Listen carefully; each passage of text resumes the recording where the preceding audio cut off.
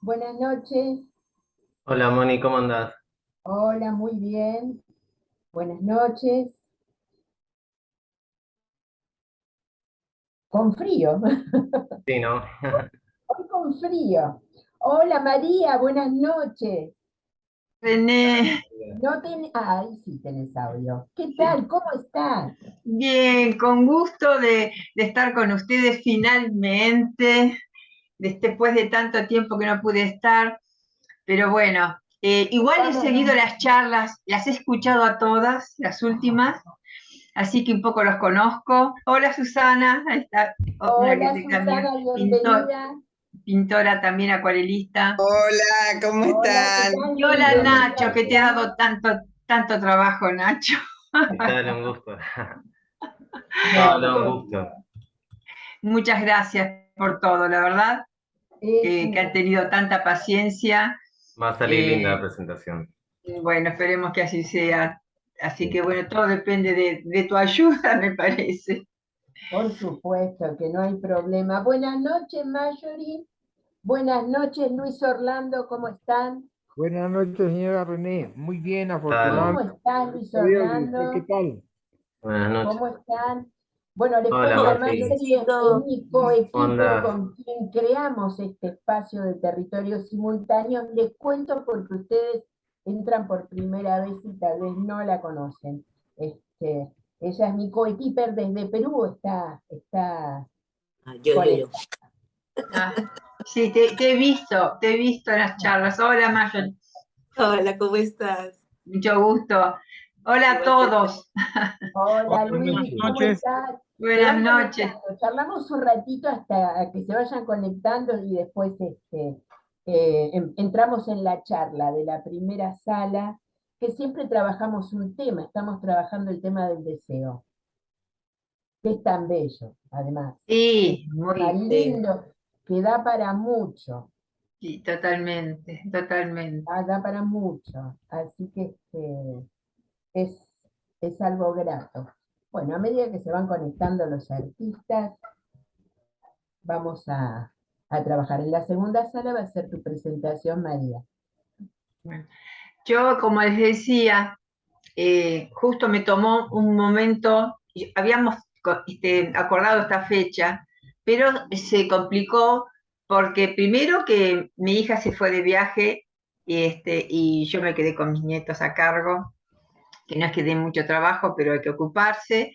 Estuve Exacto. haciendo arreglos en casa, que estuve con gente trabajando, y por otro lado se me cortó la página que yo tenía hace muchos años y mucha información que yo disponía de ahí, no la pude rescatar todavía. Con el tema de la Sí, pandemia, y es una página que hace más de 12 años que yo la tengo desde Estados Unidos. Tengo que encontrar a alguna persona ahora que a ver si la rescato, porque yo la rehabilité mm, en la pandemia, pagué creo que 3 años por adelantado y no puedo entrar a rescatar toda la información que tenía ahí.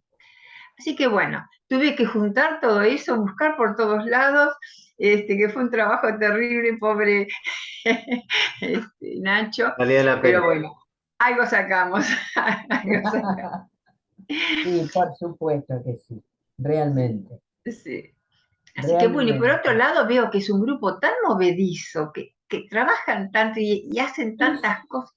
es Es impresionante. impresionante la Sí, sí, cantidad de muestras que hubo y hoy inclusive hay inauguración en una de las muestras que se están exhibiendo, así que sí, parte de nuestra gente está en la inauguración de esa muestra, pero bueno, claro. es maravilloso porque después de tanta inactividad, de dos Sí, años sí, inactivos, ver que sí, todo nuevamente se está moviendo sí, sí, sí, es sí, una sí. maravilla. Por eso es que justamente hay tanta actividad, ¿no? Pero ha hecho estos años de pandemia, realmente, por un lado, ha hecho que nos reencontremos, ¿no? Y que podamos establecer nuevos lazos que por ahí no los valorábamos cuando la época era normal, ¿no? Y es interesante. Nosotros, por ejemplo, hemos armado hace 2 años, justamente por el tiempo de la pandemia, y nos hemos reencontrado con arquitectos, artistas, escultores y pintores, y hemos armado un grupo de arquitectos artistas que también es muy interesante porque es una visión propia. Siempre es interesante la unión y justamente la interacción. Es La una de las interacción. cosas que más defendemos en este espacio, es la interacción. Sí, Porque sí. enriquece. Aquí tenemos artistas, bueno, con distintas vivencias, de distintas procedencias, con distintos saberes. Interesante. Y eso es lo que nos enriquece tanto, porque cada uno aporta una visión distinta de un mismo tema. Ay, Eso es lo sí, que sí. lo hace tan rico. Claro, claro Y que sí. además, cuando creamos el espacio, René y yo fue con esa idea, ¿no? Precisamente porque lo iniciamos que en mayo y acababa de, recién entrábamos en el encierro pandémico que nos duró tanto tiempo, y claro, decíamos, necesitamos unirnos de alguna manera, ¿no? Claro. Y en ese entonces recuerdo que, bueno, cuando recién conversábamos teníamos la idea vaga, todavía no teníamos el grupo armado, no sabíamos cómo, yo le decía, es importante porque ahorita todos nos estamos volviendo locos, o sea, pasar de poder irte acá a la esquina a comprar algo a no poder salir a la puerta de tu casa, Sí, era como que sí. muy fuerte. Y Sí. quieras o no, eso afectó mucho la salud mental. A partir de ahí es que se volvió a rever todo este tema. Y yo le decía, no, necesitamos seguir creando, seguir conversando, crear un espacio. Fue muy, muy bueno. Lo curioso era, y creo que yo en algún momento al principio que estaba un poco más presente, lo dije, lo mencioné, es que estos aparatos, viste, cuando no había pandemia, podíamos salir a almorzar, salir a cualquier lado, y no veíamos a la persona que teníamos enfrente, porque estábamos pegados al aparato. Sí, y no sí, valorábamos eso, ¿no? sí, Ese momento que la pandemia nos mostró el otro lado de la moneda, la otra cara, porque este aparato era lo único que teníamos para conectarnos con el otro, para podernos ver. Y eso a mí como que, wow, me significó mucho.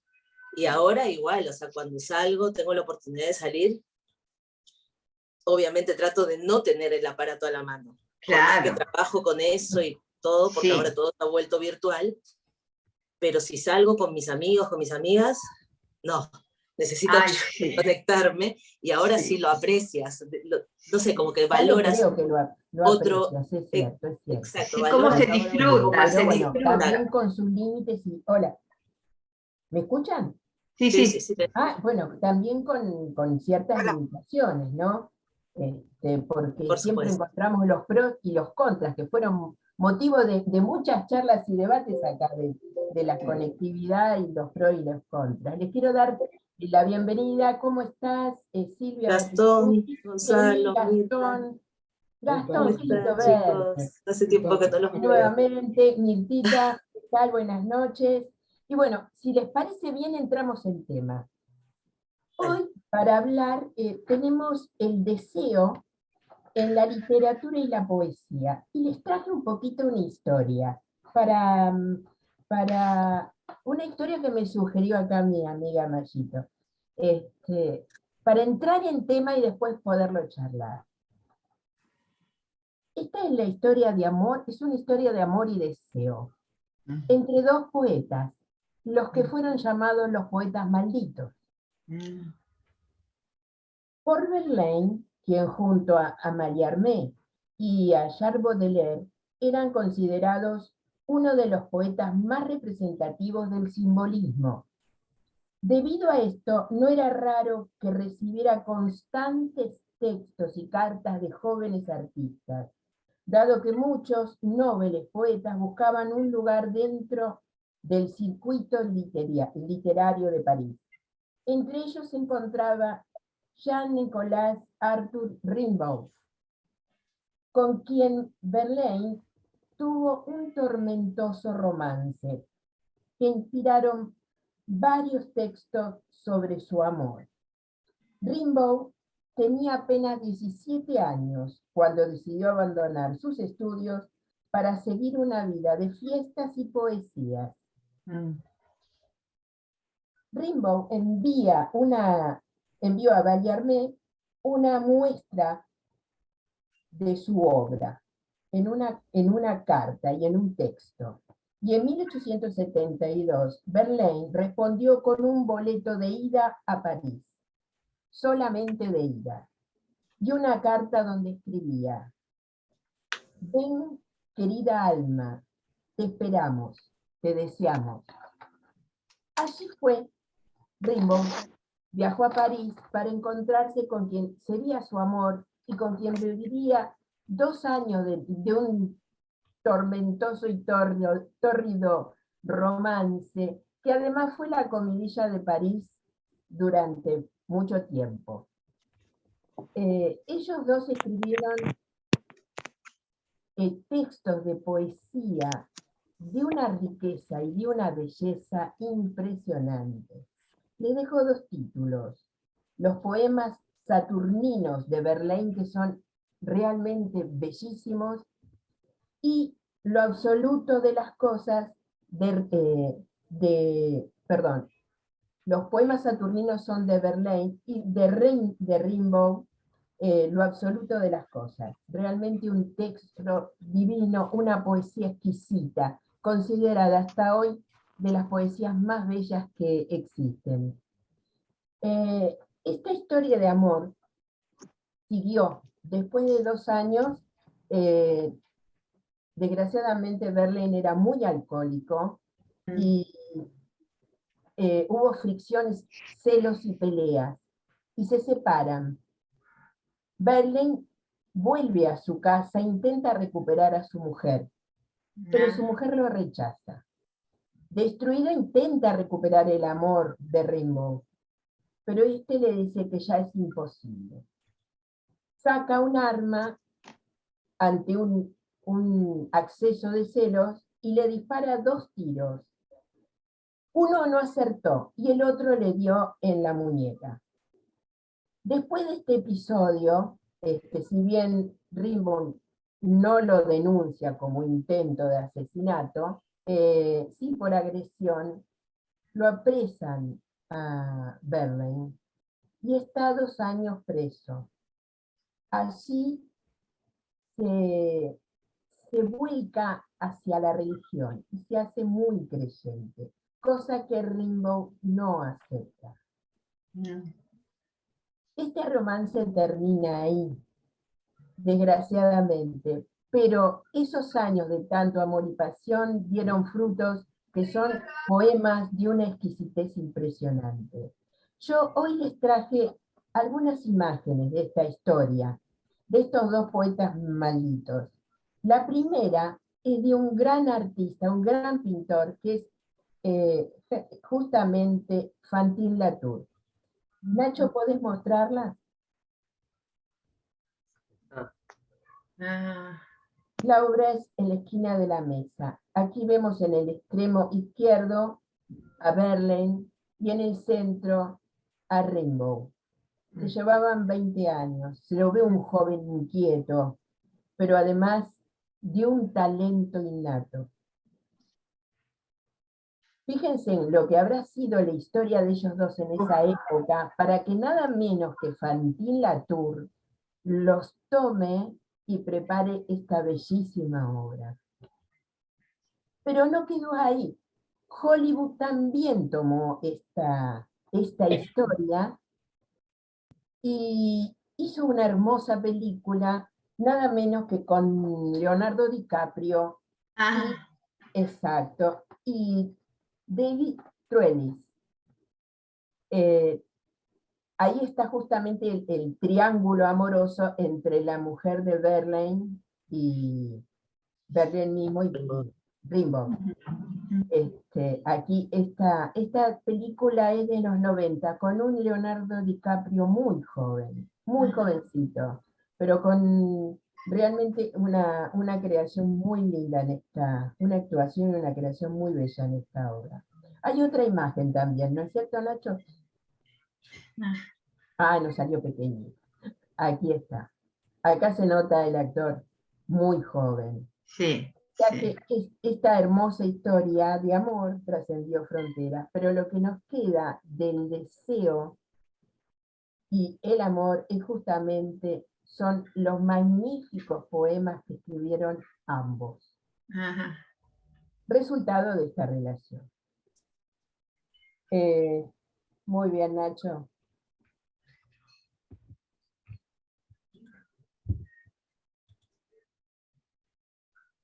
Ahí está.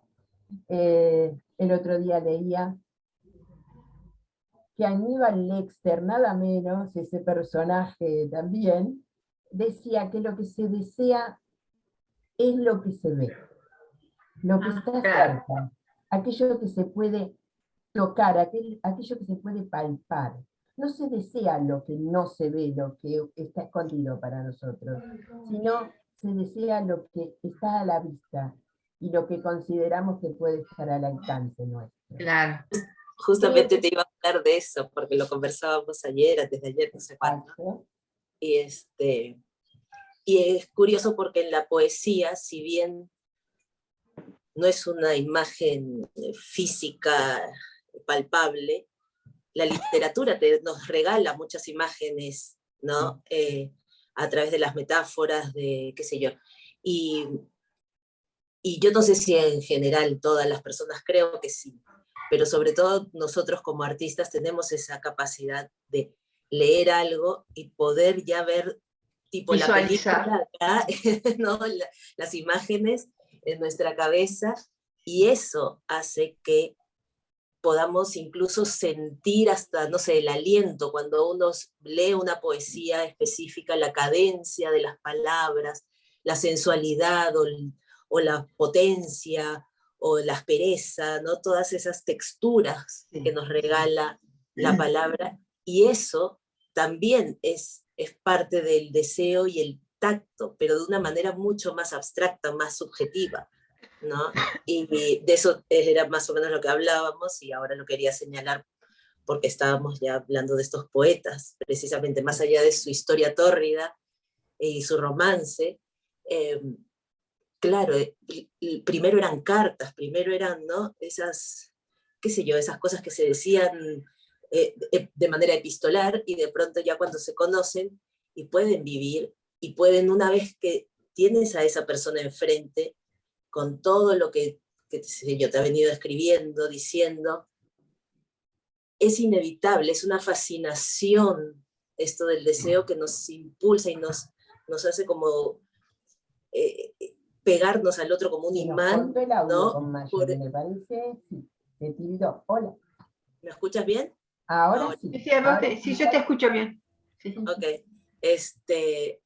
Es como esa fascinación nos hace aproximarnos a esa persona o a ese objeto de deseo hasta tocarlo, ¿no? Que es otro de los sentidos de los que hablaba René. O sea, todo, o lo que decía Aníbal Lecter, ¿no? Que era, deseamos lo que vemos, y al Claro. verlo lo queremos tocar. Y al Alcanzar. tocarlo es, bueno, ya algo mucho más potente, porque todos nuestros, o sea, la piel es el órgano más extenso y más grande que tenemos. Entonces todo eso nos envuelve, no solamente el cuerpo, sino la mente. O sea, para mí es un tema delicioso de explorar. ¿Sí? Pero además hablábamos de no solamente el deseo físico, sino otros tipos de deseo, ¿no? Que abarcan, hablábamos de esas abstracciones también, Marjorie, que se pueden dar. En cuántas cosas está inscrito el deseo.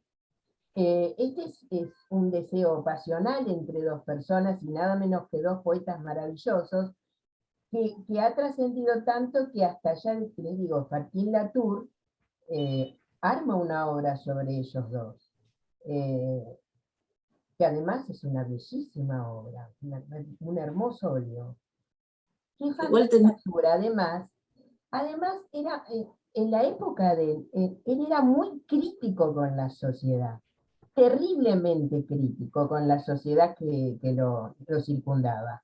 De hecho, muchas de las obras, hay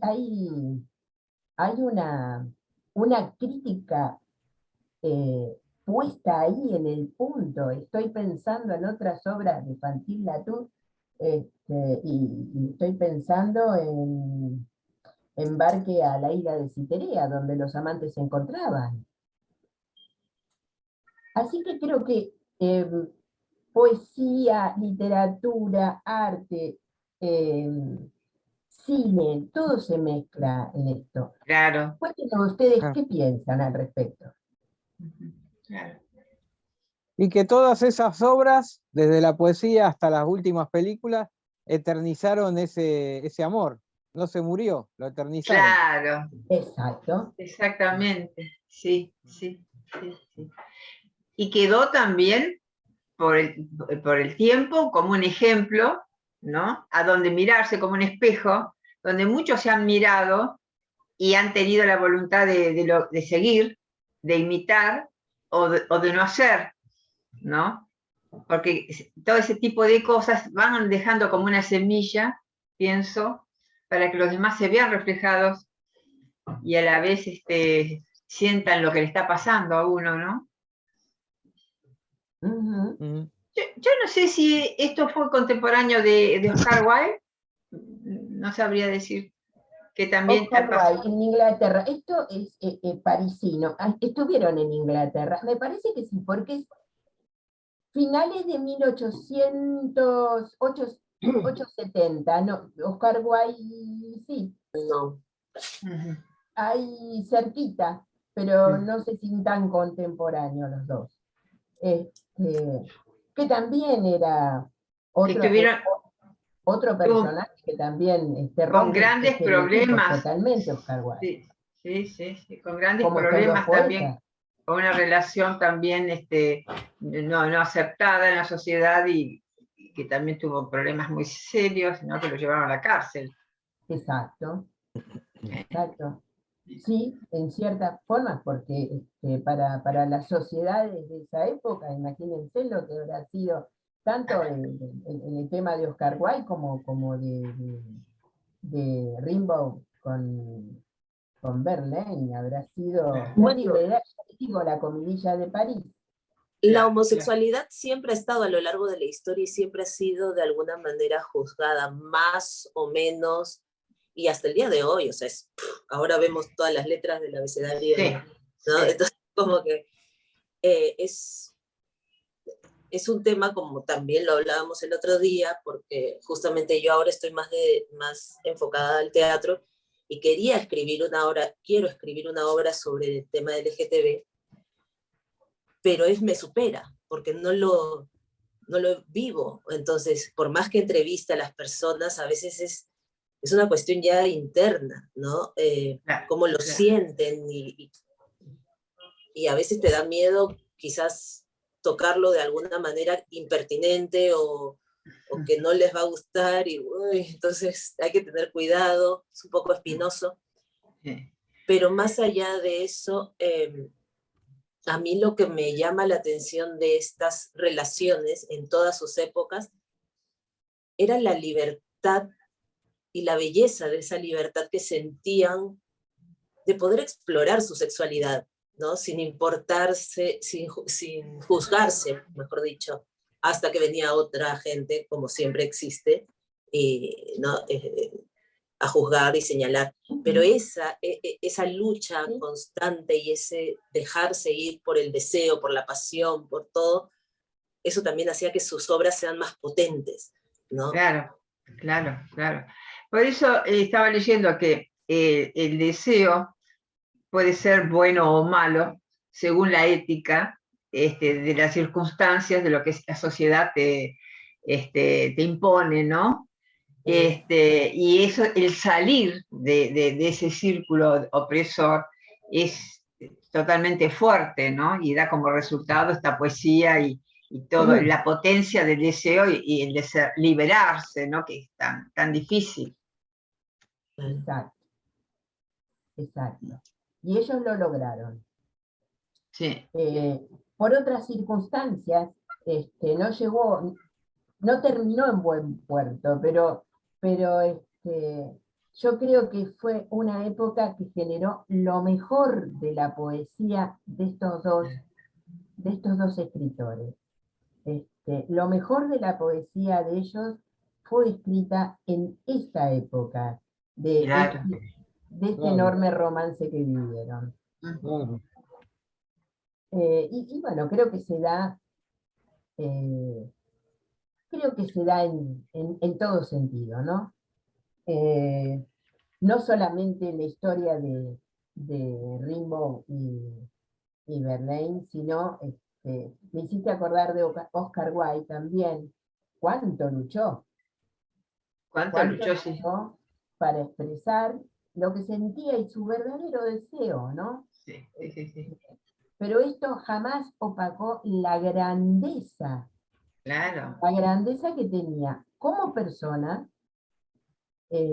Y bueno, no hablemos de su escritura, ¿no? Que es un escritor fabuloso. Claro, claro. Eh, ¿Qué opinan ustedes al respecto?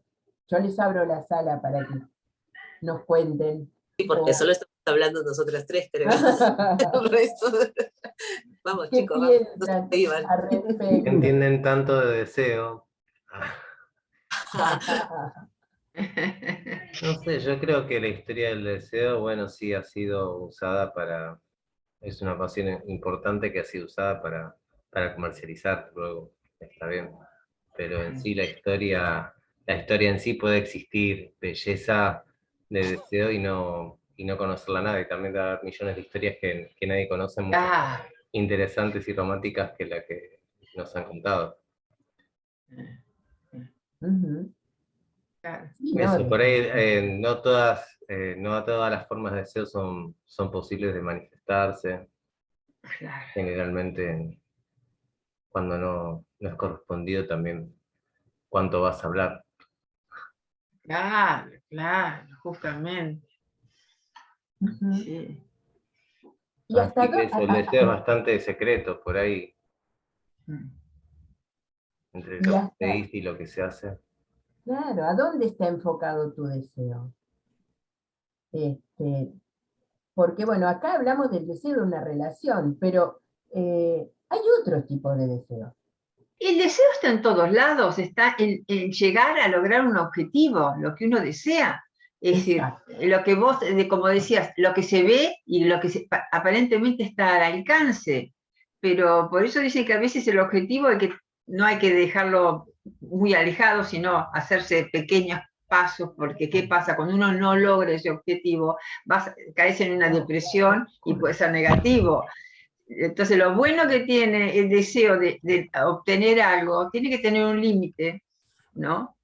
Porque en todo sentido, hasta en el amor, porque si uno piensa o desea algo que es imposible de lograr, se puede caer en una depresión terrible y hasta en el suicidio por ahí, ¿no? Susana creo que quiere decir algo, está levantando su manita. Sí, Susana, te Sí, escuchamos. lo que quería comentar es que justamente hablando de deseo me acordé de la empresa, o no sé cómo se llama, pero bueno, las películas de Almodóvar, su La producción, la productora se llama El Deseo. Y justamente, bueno, Almodóvar es un típico caso de romper reglas y mostrar unas realidades difíciles para la sociedad, ¿no? Me relacioné muchísimo porque se hablaba tanto del deseo que me acordé que la productora justamente le puso ese nombre. Almodóvar, sí. Almodóvar, sí, Almodóvar. Pero además trata temas en sus películas que tienen que ver con esto. Sí, evidentemente. Es Gran como tema el sello ese. Almodóvar. Sí, es uno de los... Aparte, Sí, por favor. el deseo tiene que ver un poco con lo más íntimo de cada uno y nuestra libertad, ¿no? Porque siempre se ha querido condicionarla, o por la religión, por la política, por la educación, por la ciencia, todos se han metido en la cama nuestra. para condicionarla. Hay una historia del deseo que yo una vez la trabajé. Camilleri, el autor, estudió y recopiló las cartas que Kokoschka, el pintor expresionista, que era una de las vanguardias de la época, se enamora de Alma Mahler, que era la mujer de Gustav Mahler, ¿no? Kokoschka debería tener 20 años y ella unos 35, 36 años. La pasión de Kokoschka es enorme por Alma Mahler, y en un momento Alma Mahler lo deja por Gropius, el arquitecto. Deja a Mahler, deja a Kokoschka y se va a vivir con Gropius. ¿Qué pasa? Kokoschka empieza a entrar en trance en el deseo de poseer a Alma Mahler, que lo había abandonado, era muy joven. Y decide, como no podía parar ese deseo irrefrenable, escribe a una fabricante de muñecas alemanas que le construya una muñeca exactamente como Alma Mahler.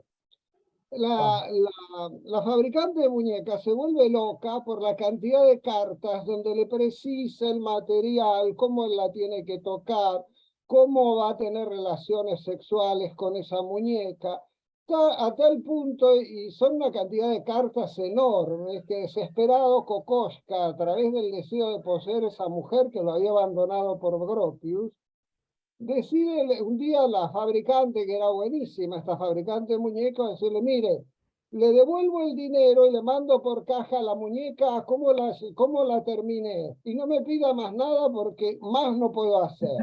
Y le mando a Viena la caja con la muñeca. La muñeca tenía medida natural de exactamente como era Alma Mahler. Kokoschka vivió 5 años con la muñeca en su casa y la sacaba al teatro, la conocían en todo Viena porque él circulaba en carro con esa reproducción de Alma Mahler. Su deseo no lo podía parar de poseerla a ella. Ella vivía siempre con Gropius, cosa que sabía que había un Socias que funcionaba como ella, hasta que después de 5 años hace una gran fiesta en Viena, Kokoschka, y descuartiza la muñeca delante de toda Viena. Kokoschka probablemente ha tenido a través del deseo algún acto, no sé, de locura o algo, pero vivió 60 y pico, 70 años más, fue pionero del expresionismo, se fue a vivir a Estados Unidos, tuvo muchos hijos, hizo una vida aparentemente muy normal, muy prolífica, y artísticamente hay muchos cuadros que son el amor que él tenía por Alma Mahler.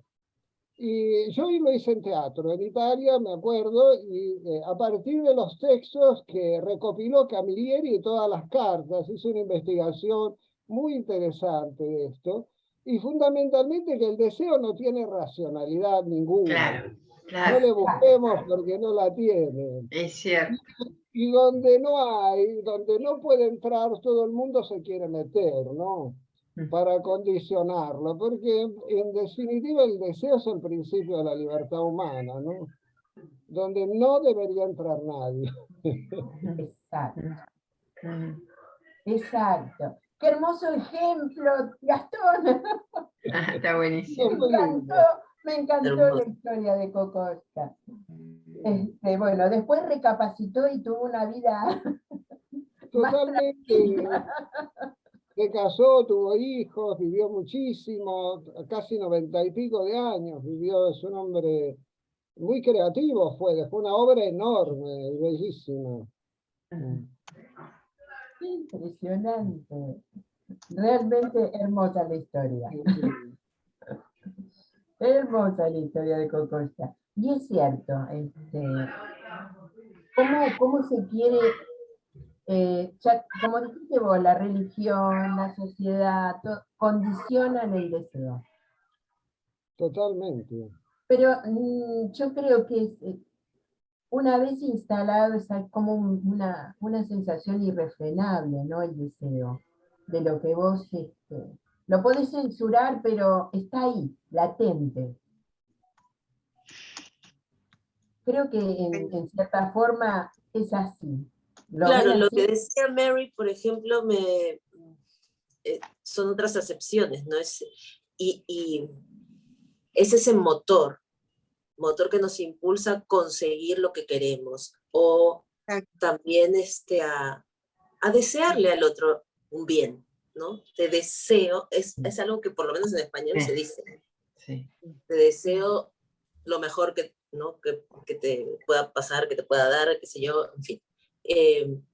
Entonces hay diferentes también conceptos que podemos ir manejando, ir investigando, ¿no? Sobre esta palabra.